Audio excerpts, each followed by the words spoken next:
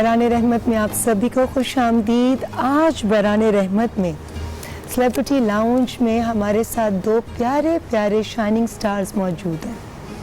दोनों ही television screen पर इतने क्यूट नज़र आते हैं कि लोग बाज़ औक़ात ड्रामे की मेन कास्ट को छोड़कर इन्हीं को देखने में मशगूल हो जाते हैं। बड़े भैया अब वाकई बड़े हो गए हैं, यानी मॉडलिंग और ड्रामे दोनों में अपने कमाल दिखा रहे हैं, जबकि छोटे मियाँ बहुत से ड्रामे किए मगर आज भी लोग उन्हें सुनो चंदा के डीजे के नाम से ही पहचानते हैं। जी हाँ, हमारे साथ मौजूद हैं बहुत ही प्यारे, बहुत ही गुड लुकिंग बच्चे आदि खान और समी खान। जी अस्सलाम वालेकुम। वालेकुम सलाम। अब इनको मैंने बच्चा कह दिया मगर आप तो मेरी एज ग्रुप के हुए ना जी मेरा ये हमसे बड़े हो गए। ये हमसे बड़े हैं। ये हमसे बड़े हैं। अच्छा, कैसे हैं आप दोनों? अल्हम्दुलिल्लाह ठीक ठाक। मैं बिल्कुल ठीक ठाक। रोज़े रख रहे हैं दोनों? हाँ, मैंने बीच में थोड़े से नहीं रखे थे क्योंकि रोज़ा उस वक्त गर्मी थी ना, इस वजह से 4-5 नहीं रखे मैंने। थोड़े से नहीं, बहुत सारे नहीं रखे। समी आदि क्या कह रहे हैं? कितने रोज़े नहीं रखे थे? सच्ची, झूठ नहीं बोलते, सच्ची सच्ची बताओ। 10 नहीं रखे। 10 रोज़े नहीं रखे। अब अपने आप से प्रॉमिस करना है कि नेक्स्ट टाइम रोज़े रखने। नेक्स्ट टाइम आपको पता है कि आपके एज के जितने बच्चे हैं वो सब आपको आइडियलाइज करते हैं, तो आप जो अच्छे अच्छे काम करेंगे वो आपको देखकर आपको फॉलो करेंगे। तो जब अल्लाह मियाँ किसी को स्टार बनाता है ना, और जब किसी को पॉपुलर करता है, फिर उसकी बहुत बड़ी जिम्मेदारी होती है, ना सिर्फ अपने घर वालों के लिए उनकी इज्जत का ख्याल रखना, बल्कि उसके जितने फैंस होते हैं उनकी रिस्पेक्ट का भी ख्याल रखना, ताकि वो भी वैसे ही शाइनिंग स्टार्स बन जाएं अपनी अपनी ज़िंदगियों में। तो प्रॉमिस? अच्छा ठीक है। अच्छा, आप मुझे ये बताएं आदि, अभी भी अपने बचपन का वो पहला प्ले याद आता है आपको जब पहली दफ़ा कैमरे को फेस किया? एक्चुअली बचपन में मैंने प्लेज नहीं किया, मैंने स्टार्टअप ही TVC से किया था।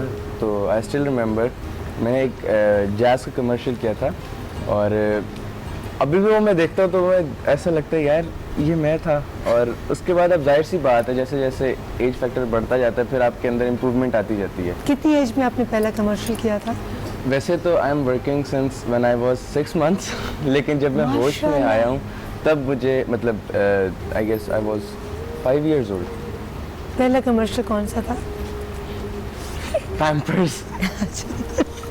क्यूट होना चाहिए था। अच्छा ठीक है, पहला कमर्शियल हुआ था। उसके बाद फिर बहुत से जैसे मिल्क के ब्रांड्स होते हैं, जैसे जैसे वो एज फैक्टर के हिसाब से नहीं आता, जैसे बेबीज़ हैं तो वो डायपर्स, मिल्क वगैरह इस तरह। फिर उसके बाद टेली कम्युनिकेशंस किए, फिर उसके बाद डिफरेंट ब्रांड्स किए फूड्स वगैरह के।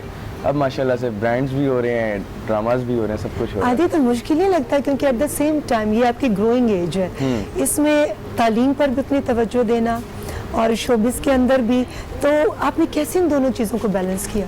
जब तक मैं स्कूलिंग कर रहा था, क्योंकि स्कूल में क्या कहते हैं रेगुलर जाता भी था, वो जब एक आध कहीं लीव करनी पड़ जाती थी, कभी कभी मॉर्निंग का कमर्शियल या समथिंग कुछ, तो वो एक आध चल जाती थी।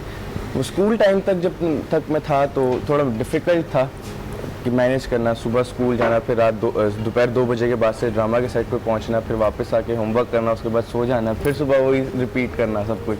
तो अब जब से जैसे कॉलेज लाइफ में मैं आया तो मैंने वो प्राइवेट किया।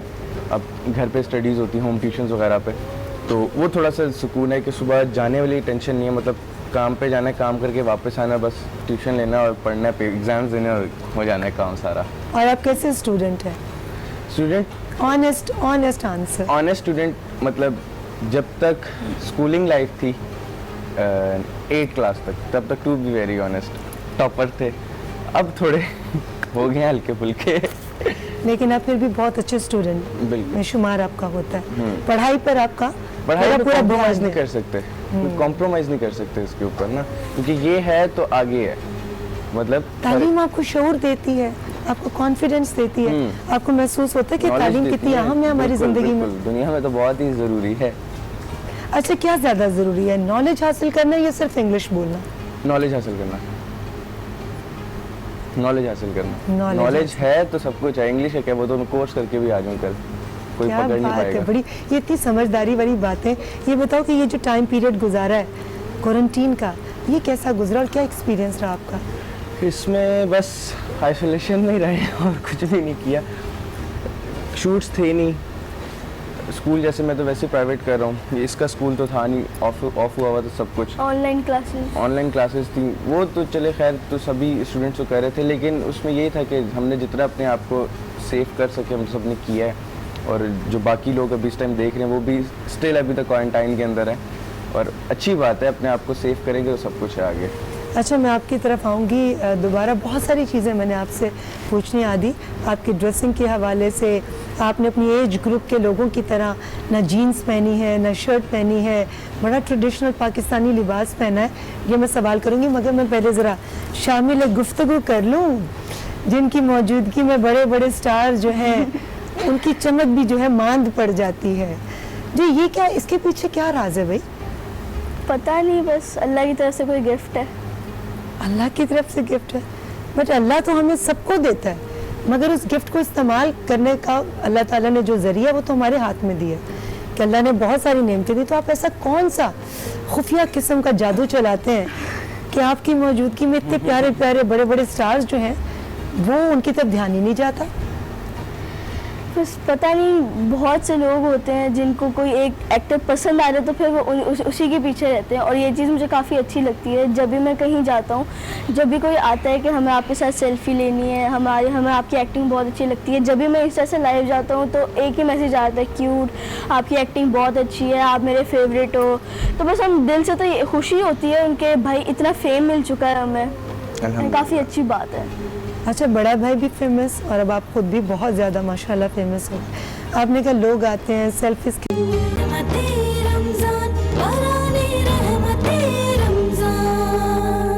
हवाले से बहुत ज़्यादा गाइडेंस मिली, और शमी मारा बिल्कुल माँ की तरह ट्रीट करती थी, लेकिन वो बताती थी कि आपका फुटवर्क कैसा होना चाहिए, एक्सप्रेशंस लाउड नहीं होने चाहिए, अंडर होने चाहिए।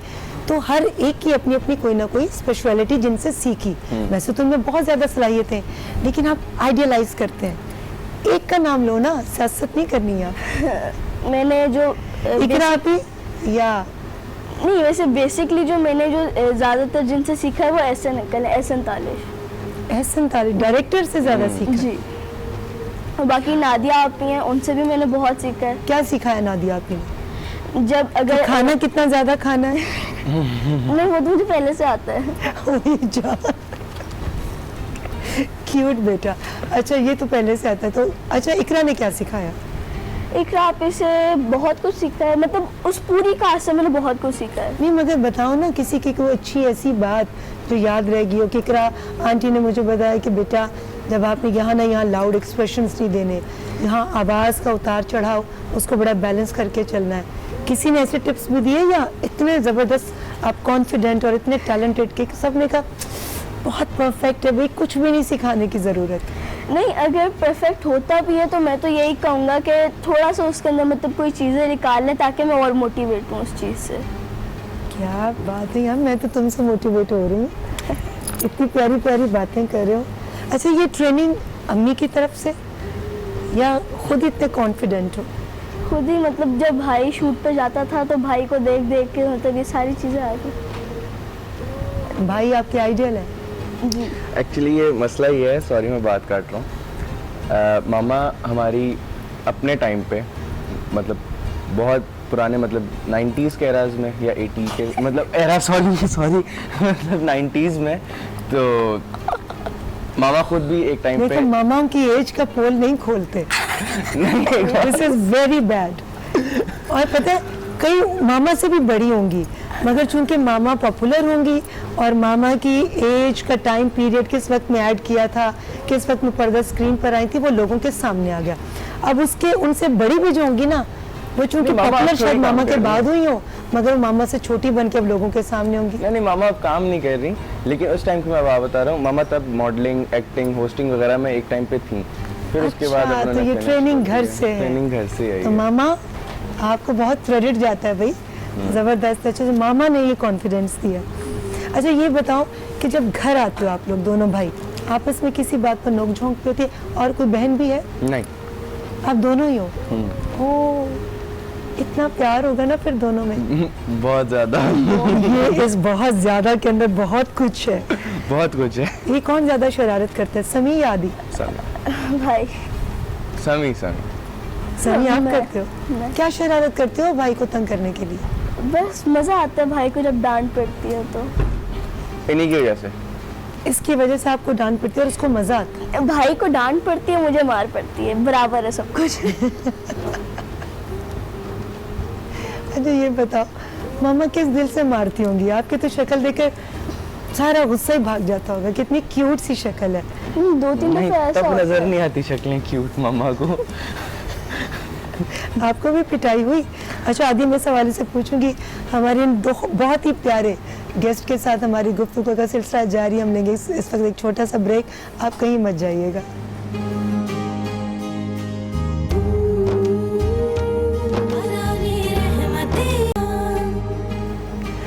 मराने रहमत में आप सभी को खुशामदीद। हमारे सेलिब्रिटी लाउंज की रौनक बढ़ा रहे हैं हमारे बहुत ही प्यारे स्टार्स, हमारे आदि खान और समी खान।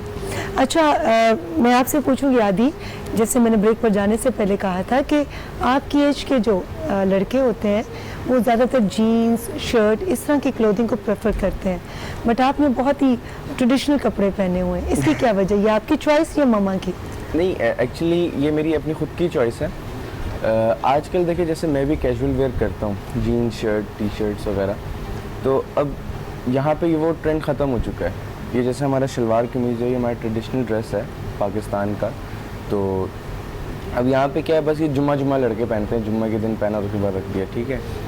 तो अब जैसे being a Pakistani, being a traditional, कि हमें ख़ुद भी चाहिए। अब जैसे ये महीना ऐसा है, रमज़ान का महीना है, ठीक है, तो इसके अंदर हमें ये चाहिए कि प्रॉपर क्लोथ्स हो हमारे, ठीक है।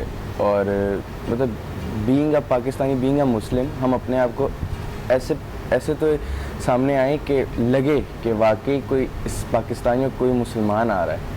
एक कुर्ता शलवार पहना है उसने, मतलब एक अपनी प्यारी सी लुक बना के, जो कि जीन्स टी शर्ट जो है वो तो हम आम रूटीन में पहन के घूम फिर रही होते हैं।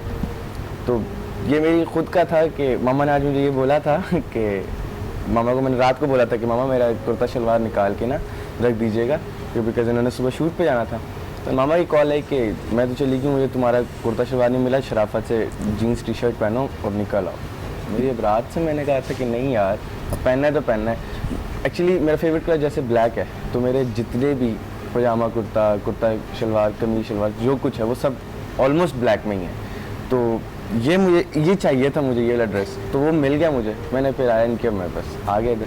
तो यही एक है कि आजकल के जो हमारे बॉयज़ हैं उनको मैं यही कहूँगा कि यार जीन्स टी शर्ट पहनो, मना नहीं है, लेकिन थोड़ा सा अपने ट्रेडिशन को भी आओ, उस पर वापस आओ कि यार बताओ कि हम हैं, ये चीज़ है, हम ये करते हैं। कितनी प्यारी बात की आदि ने। मैं आपकी तरफ आती हूँ कि इस बात का कितना असर होता है कि हमारी जो यूथ है वो इस चीज़ का एहसास कर रही है कि वेस्टर्न से आप जो चीज़ भी देखते हैं या उसे इंस्पिरेशन लेते हैं वो ठीक है, एक हद तक ठीक है, मगर आप अपनी बुनियाद को, अपनी पहचान को, अपने कल्चर को कभी भी मत भूलिए।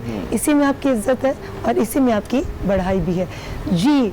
और जैसे कि मैं समी आपकी तरफ भी आती हूँ, मगर एक और बात मैं इम्पोर्टेंट तमाम देखने वालों से करती चलूँ कि जैसे मैं अमेरिका में रहती हूँ और मेरा बेटा है, तो वहाँ पर जो बच्चे होते हैं उनको ऑटोमेटिकली इंग्लिश आ जाती है, उनको उर्दू सिखानी माँ बाप के लिए बहुत मुश्किल होता है। तो मेरी एक ख्वाहिश थी कि मेरे बेटे को भी वैसी उर्दू आनी चाहिए जो हमारी कौमी ज़ुबान है। यहाँ पर माएँ कोशिश करती हैं हमारे बच्चों को इंग्लिश आनी चाहिए, बिल्कुल आनी चाहिए, मगर बाहर के जो लोग हैं वो ये कोशिश करते हैं कि हमारी जो पहचान है, हमारी कौमी ज़ुबान जो है वो हमारे बच्चों को आनी चाहिए। तो मुझे बड़ी भारी जिम्मेदारी लगती थी, और बचपन से अगर आप बच्चों की तरबियत शुरू करेंगे हर लिहाज से, तो बड़े होकर वो आपके लिए फ़ख्र का बाइस बनेंगे, दर्द सर नहीं। तो समी आपने बहुत प्यारी बात की जी, आदि आपने, और समी आप क्या बात करना चाहेंगे अपने तमाम देखने वालों से? मैं बस यही कहना चाहूँगा कि मतलब जो माँ का रिश्ता होता है ना, वैसा कोई रिश्ता हो नहीं सकता। तो आपको अपनी मम्मा की हर बात माननी है। जैसे आपने वो बताया कि आपको अपने सिटी की, अपने पाकिस्तान की लैंग्वेज बोलनी चाहिए, ये आपने बिल्कुल सही कहा है, क्योंकि देखें हमारी पहचान पाकिस्तान से है। हम ऐसी बात नहीं है, बहुत से लोग हैं जो मतलब यो इस तरह लगे हुए होते हैं, इंग्लिश में लगे हुए होते हैं, ऐसी बात नहीं है। आप अपनी लैंग्वेज बोलो। मुझे बहुत बुरा लगता है मतलब हाँ, आप अगर आउट ऑफ कंट्री जा रहे हो आप बोलो, आपने जो लैंग्वेज बोलनी है बोलो, लेकिन पाकिस्तान में उर्दू ही बोलो। हाँ, जिसको इंग्लिश में बात समझ आती है उसके सामने बोलो। मगर हमारे यहाँ एक ट्रेंड बन गया कि दूसरों को कॉम्प्लेक्स में मुब्तला करने के लिए और शो ऑफ करने के लिए कि हेलो हम तुमसे ज्यादा सुपीरियर हैं, हरकतों से नहीं, किरदार से नहीं, सिर्फ इंग्लिश में, सिर्फ जबान से। वो बस ऐसे लोगों को क्या कहेंगे समी? वो बस ये फील करता है हमने इंग्लिश बोल दी, इनके सामने हमारी पर्सनालिटी बढ़ गई, इनके सामने हम बहुत बड़े फील होने लग गए, मतलब इस तरह लोग फील कर जाते हैं।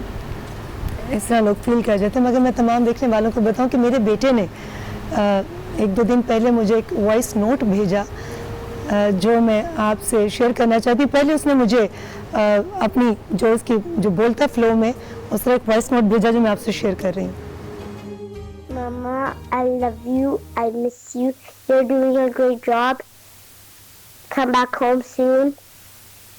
I love you. Bye. Leadership. Allah Kare. Mama, I love you. I miss you. You're doing a great job. ये तो उसने मुझे भेजा इंग्लिश में, मगर उसके बाद मेरी आंखों से वाकई खुशी से और अल्लाह का शुक्र अदा करते हुए इतने आंसू जारी थे जब उसने मुझे उर्दू में ये अल्फाज भेजे।